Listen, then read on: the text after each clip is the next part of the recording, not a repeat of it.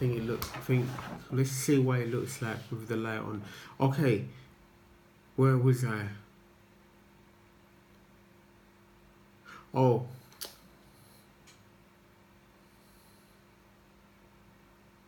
jeez, I'm losing track. Okay, I have to get it back. When you're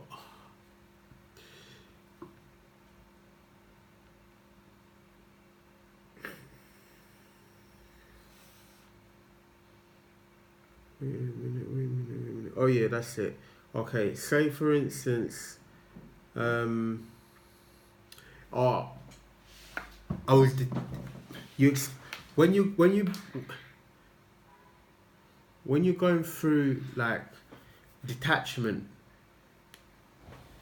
you become detached from people, from friends. Like I was completely detached. And the funny thing is, 2012 or 2013 at the latest, I remember having a knowing feeling like, I was going to experience detachment. But you think, how are you going to be detached if you still have people in your life?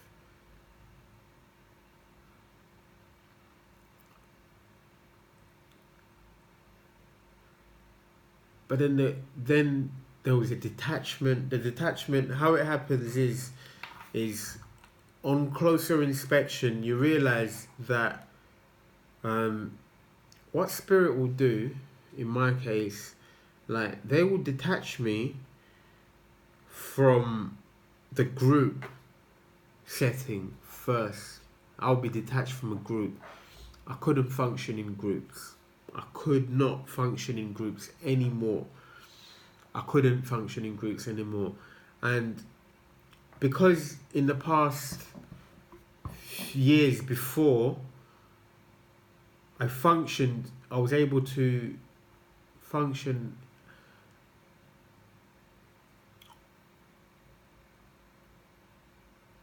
I spent a lot of time in groups, groups of friends.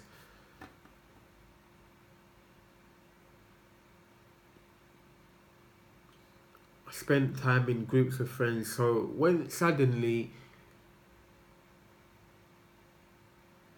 the transition was made that I was being detached from the group setting, how it happened was first I would feel uncomfortable being around a lot of people. If I go to a shopping centre, if I go to a bar, a pub setting, 2012, I think there was Euros, football. We'll go to a bar to watch, everyone will get together to watch like the first group game for England. And I remember, for example, like in 2012, the same people that I went to watch football with, 2 years before, in the World Cup in 2010, we used to go watch football. And in 2010, pre being detached, I was all in, no problem. The World Cup we was watching games at 7 o'clock in the morning because I think the World Cup was in South Africa, so the time difference. One of those World Cups, there was a time difference. We'd even go to the pub like 10 a.m., 7 or whatever time difference it was. Can't really remember. I don't think. We'll be watching games and there will be no problem. But at 2012 Euros, I was like, oh my god! It was more of an effort to be in a group setting with people. It wasn't naturally just happening. I was becoming aware that wait, I'm in a group, I'm in a place with people. That was 2012. But as the years got on, the detachment started becoming more aware. But what was being the message coming through that I didn't realize at the time was I was supposed to become aware that I'm being detached from groups.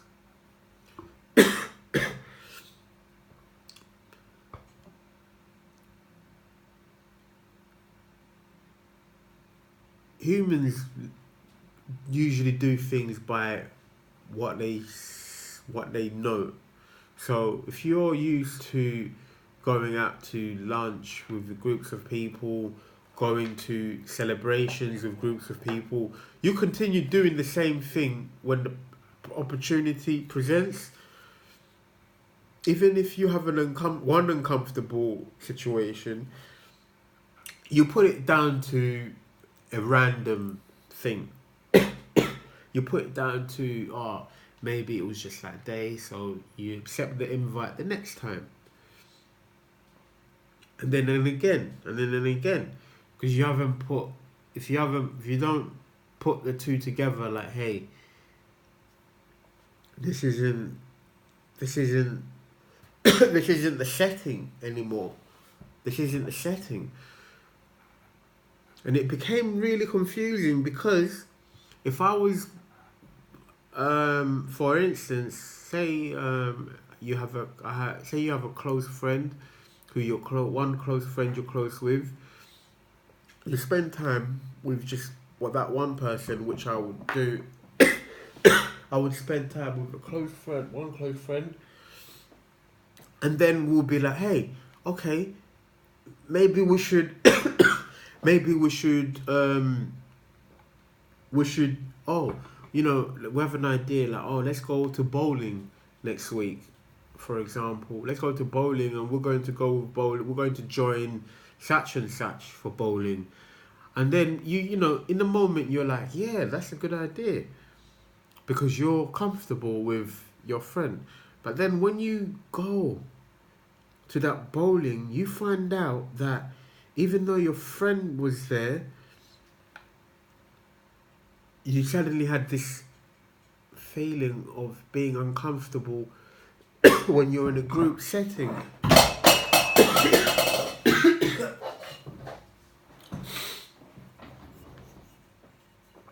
My candles. Yeah. 1 second, I need water.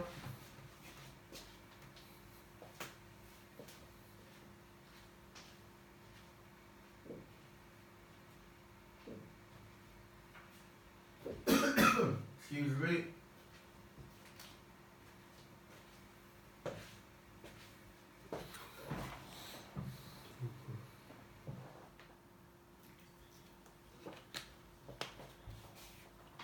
Yes. And then you realise that, it's a group setting.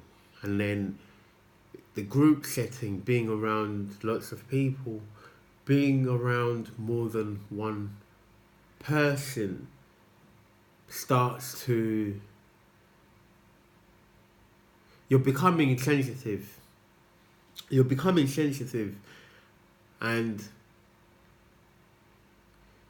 you're wondering how this happened, because it sort of starts to feel like it happened overnight. So it's hard to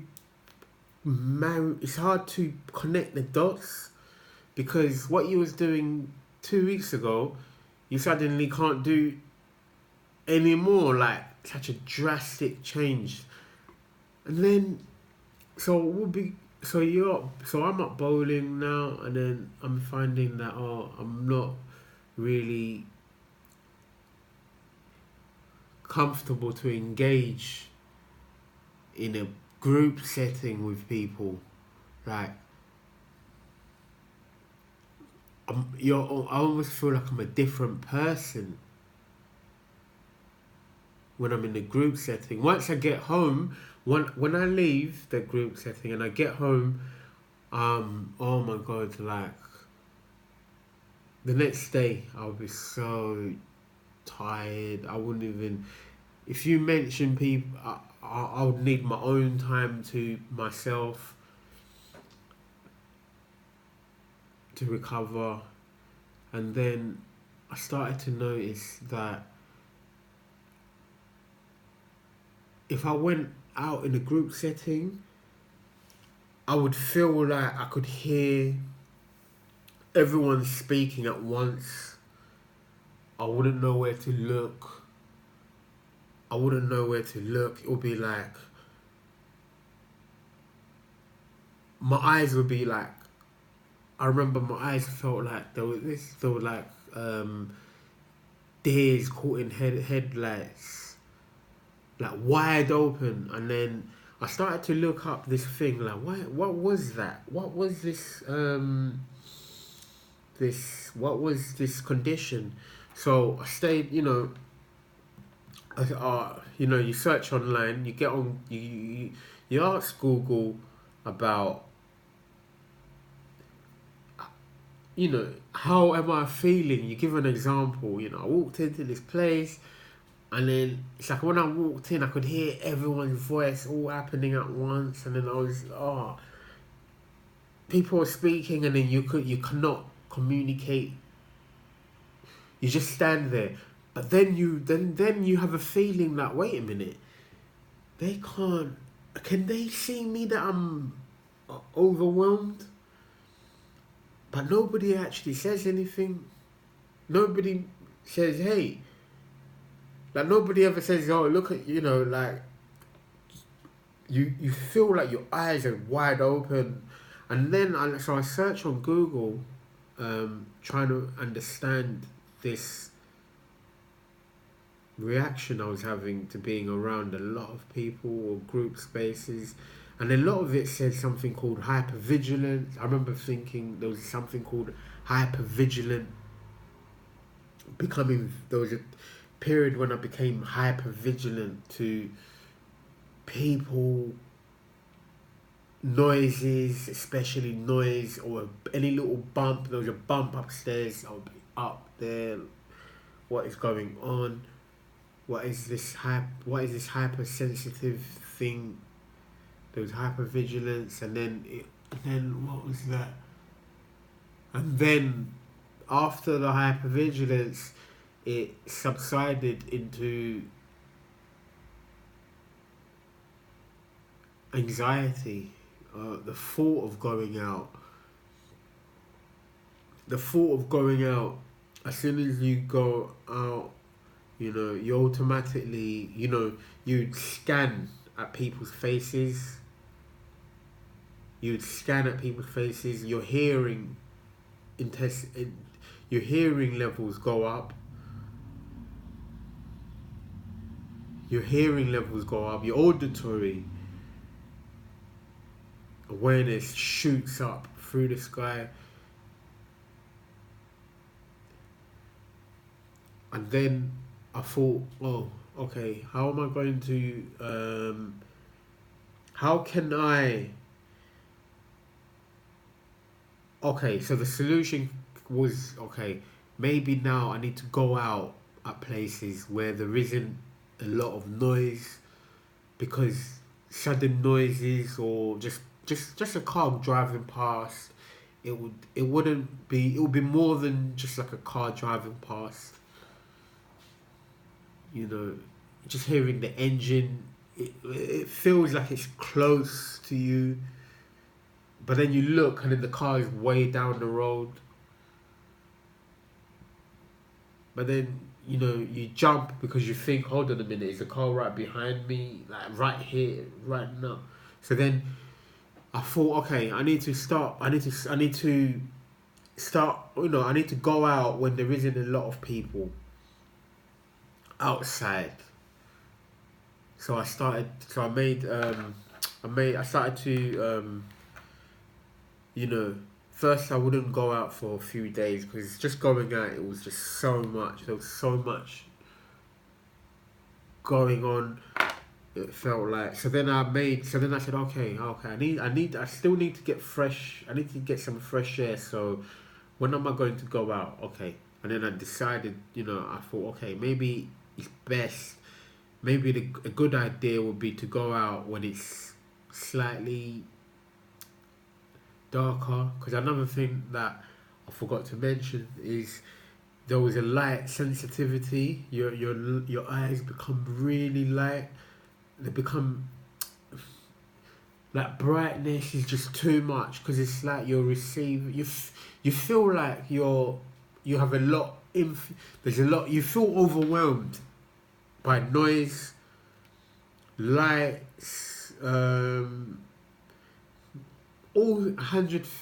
You feel overwhelmed. Everything is amplified. So I thought, okay, maybe I need to go out when there's less people. When is there less people? When is there not that much light? Oh, let's go out in the night time. Let's go out in the night time.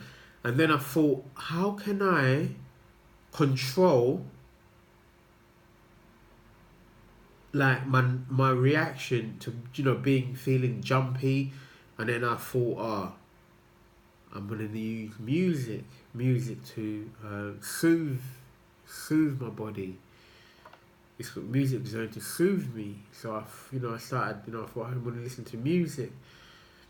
And I remember this 2012. I always remember 2012 because I believe, let me check. I think, because I remember the playlist. I made a playlist and I was listening to Ed Sheeran, and he had that. His music got me through so much, like got me through the dark times. Because when I would only listen to the radio. I would listen to the radio, and his album, I think this is 2012 because there was that song. There was Lego House, the A-Team. I made a tape with the Drunk. There was a song called Drunk. What album was this? Oh, here we are. Wikipedia says he basically okay, so he came out in 2011. So by the time I would hear his music was probably around 2011, 2012. Drunk, released on February 19th, became Sheeran's fourth consecutive. Okay, so we're talking 2011. He was on radio with that album. So I remember I made a mixtape. I made a mixtape with Ed Sheeran. His songs on there, and then there was, who else was on there? Radio 1, like Radio 1. I can't remember one guy I used to listen to. But I would use this tape, and I would only go out in the night time. And the reason why I put music in is so then I would be in my own world. I would be inside my own world, and I would shut out the outside world, because the outside world was just any noise would just it would be so amplified. So going inside, this was having my own world where I would just say, you know what, if I put my headphones in my head and I step outside the door, I'm just going to be concentrating, focusing on the music and ignoring whatever is happening outside. Like, because to me it seemed like I couldn't go out without my headphones. Basically, I couldn't go out without my headphones, and I was only going out when it was dark, unless I had to go to an appointment. But then, when I had to go to an appointment, it was like I would have like a bit more resolved. I would have to be like, okay, I'm gonna have to deal with the light going in the sunlight. I have to deal with that.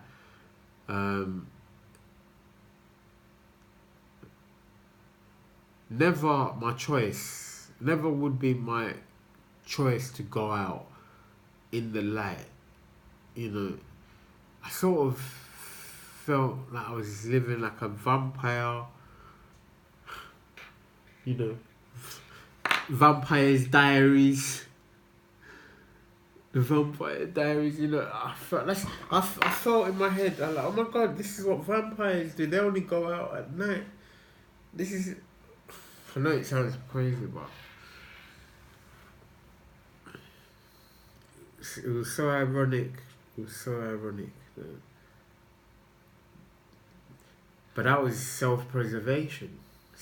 That's the only way I could survive, like, really, without.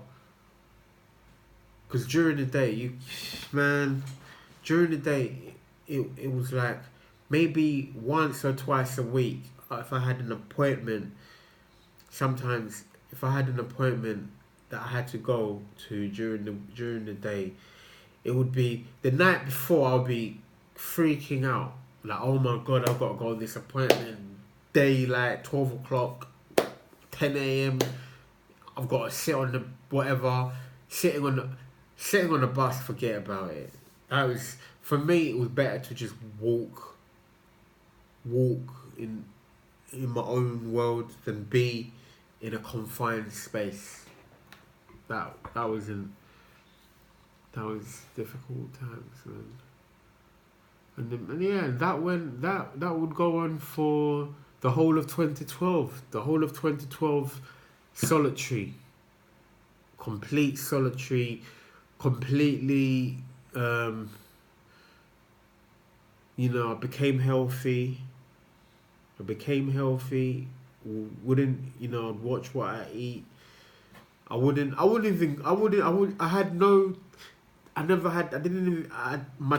taste was completely different. Completely different.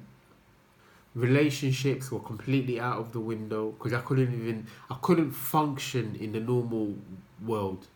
But I wasn't living in the normal world in 2012. I wasn't living in the normal world. I was looking at the normal world from an outside point of view. So 2012 was massive, and then gradually, you gain more. The sensitivity starts to. You start to be able to take more of the people, take more. Your light, you become. I don't know if it's this.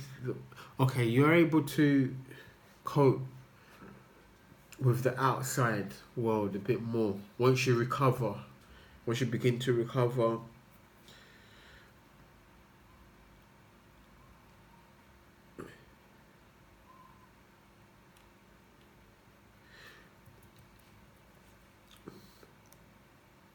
And then 2016, what happened in 2016? 2016, still going through detachment. But I only noticed that it took me maybe until 2018 to realize that I'm being completely detached. Like, it seems like it seems like I was being taught that I need to be away from people to learn that I need to be more comfortable, like, within myself. And then once I'm more comfortable within myself, which is what I'm learning about now, is that maybe that's when I can come back and face the people.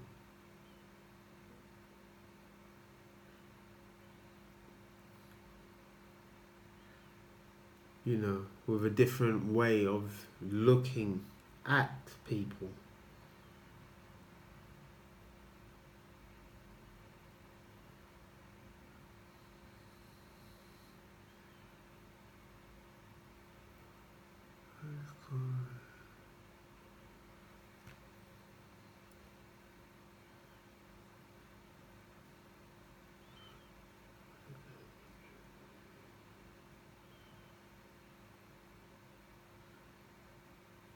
Oh yeah, that's what I wanted to do.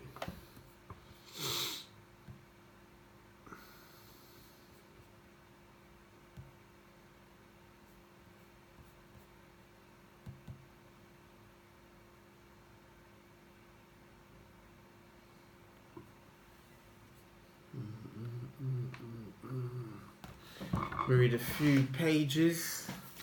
This is the book we're reading.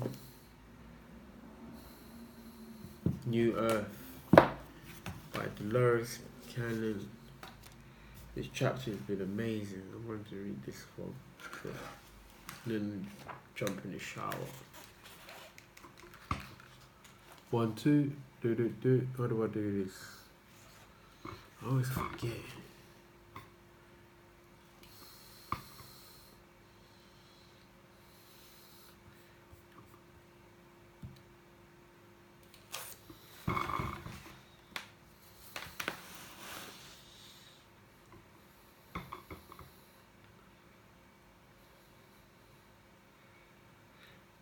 Okay.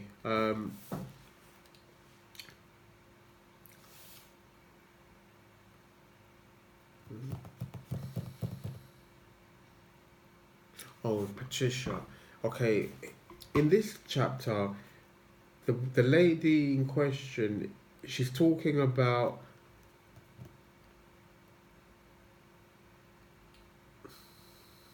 she mentions that she received implants during her youth. She remembers being given an implant at the age of 3, and when Dolores asked her if that was her first implant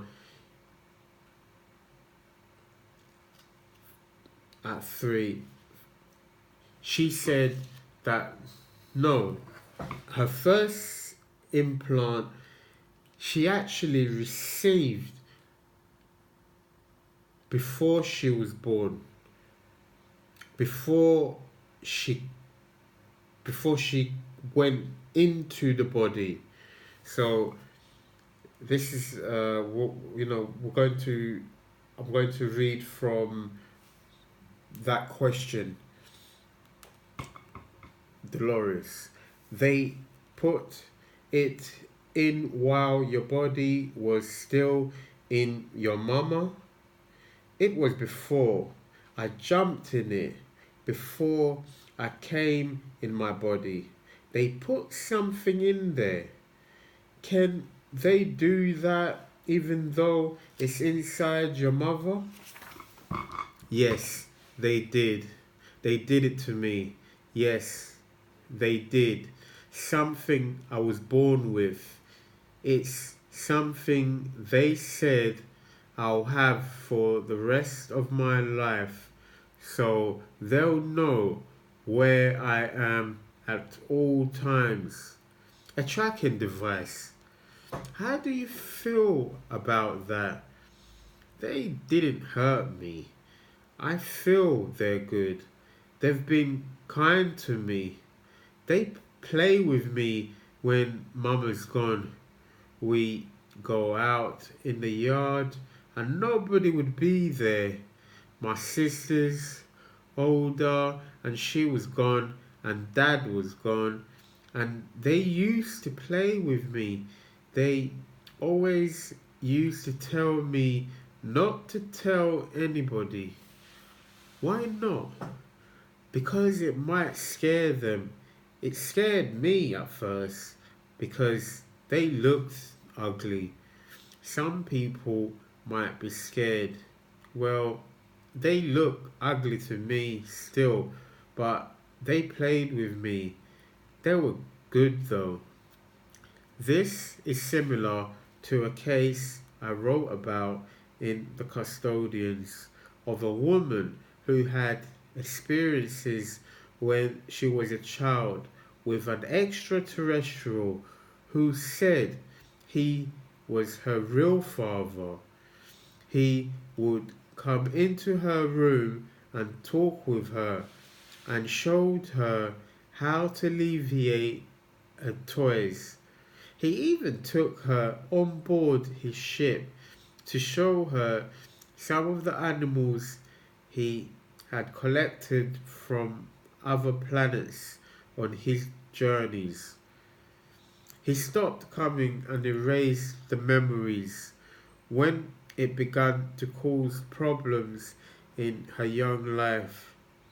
She had no knowledge of the interaction until it came forth under hypnosis. I have had other cases where the adult remembers under hypnosis having pleasant childhood interactions with little greys. Usually, these were lonely children and they greatly enjoyed their attention. There have never been any negative incidents reported to me from childhood erased memories. The aliens seem to understand that they are dealing with children and are very kind and protective. Even though the conscious memories were erased or covered over, I suspect the person senses there was something unusual that happened as a child, but they cannot remember. Often it is replaced by a strange longing that they cannot explain. What kind of things did you play? They would show me things. They would take me out in the yard and show me plants and explain to me about plants. And they would pick up the earth and they'll tell me things about the earth and the trees, and they'll explain why things grew here the way that they grow. And they explained the planet to me so that I would understand it. Did you find it interesting? Yes, they took me to a cave one time. Outside of your yard? Yes, they took me to a cave. We had a good time. They took me to various places within the cave, and each one was to be a milestone or certain event in my life. What do you mean by different milestones? Different events that might happen in my life.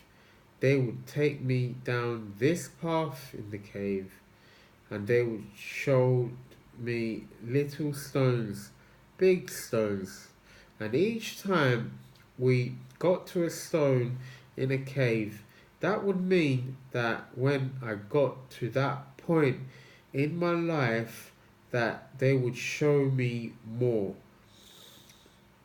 I guess about myself and what I'm doing here and their job here. And also, it's like they're giving me, in this cave, events that will happen at that time in my life. So, it's different. So, it's just different parts in one cave, different parts, and each stone or crystal that we come to. I don't know what it is. It's a shiny stone, but it's smooth, and things move inside the stone, and it tells you different things about the planet and about yourself at that time period. And they took me through there and explained the process to me so that when I get there, it won't be so much of a shock, because Earth is a different place. It's a shock for me, and they want me to understand things. The cave was just to explain my life to me before I get there, so that I understand more of what's going on. Can they show you anything you'd be doing in the future? Yes. Can they take you to see what you'll be doing in the year 2002? That's a long time ahead, isn't it? Yes, it is. I'm only 3. Ask them if they can show you that time in your life. You'll be all grown up, won't you? Yes. I see me walking down. It's a big stone. It looks like it has facets on it, and each facet has to do with my work and things that I'm doing. It's like I'm working with many people, but the people don't know that I'm really affecting them in a way they don't understand. And it was just my energies or my presence and the things that they've done to my body affect these people. I can't do people's hair. I can do my I can do my demonstrations. I just walk among people in a mall, and I can affect them in a positive way because they've done things to my body, and these energies come out and they go into people. What have they done to your body to make that happen? Let me ask. They're telling me it has to do something with the soul, and on a molecular level as well. They have gone in there on a molecular level and changed my body. You know, everybody has an energy in their body like an aura. And when people walk into my aura, they are changed. And this is done on a molecular level, and it's also done on a soul level. So people are affected not only mentally, but physically, spiritually, and emotionally. And I have not been aware of that. Were these changes in the molecular structure done over a period of time? I came in to do this. I came in with the facets in my body to do this. The facets on the crystal that I'm looking at are like the facets in my body, and it's like they are different energy points in my body, and they run up and down my spine, and these energies, they can use a computer on the ship, and they can make things happen in my body to affect things on the planet and the people around me. Okay, let's read that again. And it's like they are different energy points in my body, and they run up and down my spine, and these energies, they can use a computer, and they run up and down my spine, and these energies, they can use a computer on the ship, and they can make things happen in my body to affect things on the planet and the people around me. It's all controlled by a little thing that they have on the ship. So you came in like this? Yes. They make adjustments to make sure that it's tuned properly, and they take this device and run it. I'm feeling they run it up through my spine or in my head somehow, and that's how they align it. And it's gotten out of alignment, and I've been very tired. Yes, I've been working a lot, but it's gotten out of alignment in the year 2002. 2003, it'll get better.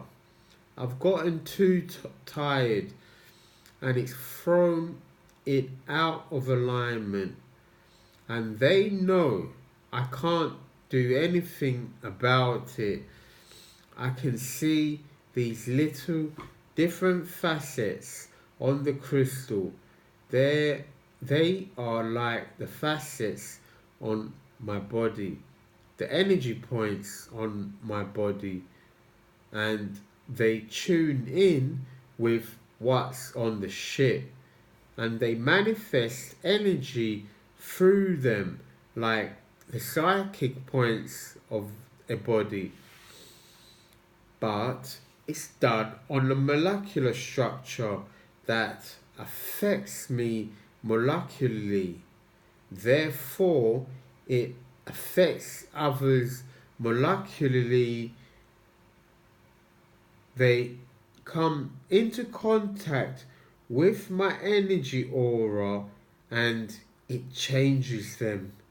I can be sitting in the mall, people can come within 100 feet, and they also are affected by the energy, and that's why it was put in that way.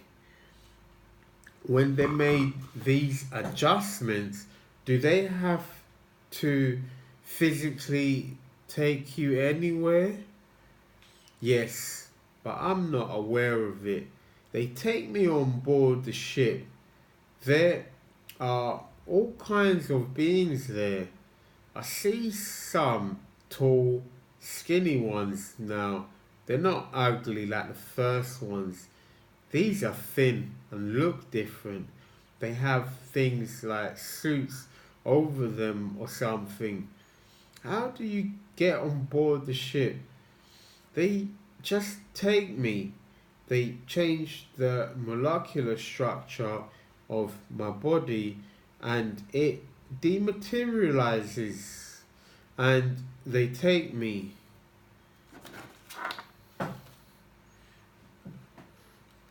Interesting. Interesting chapter. Continue. Oops.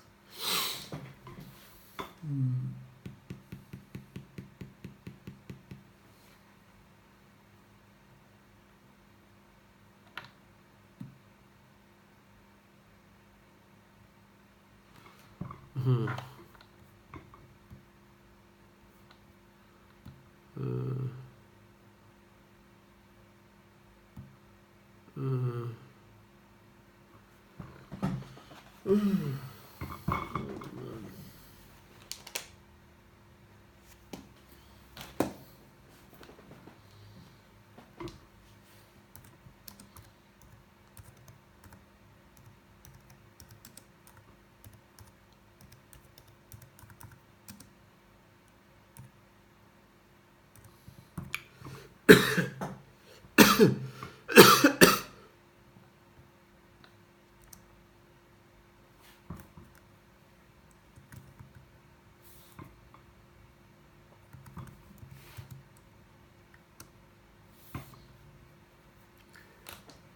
my god.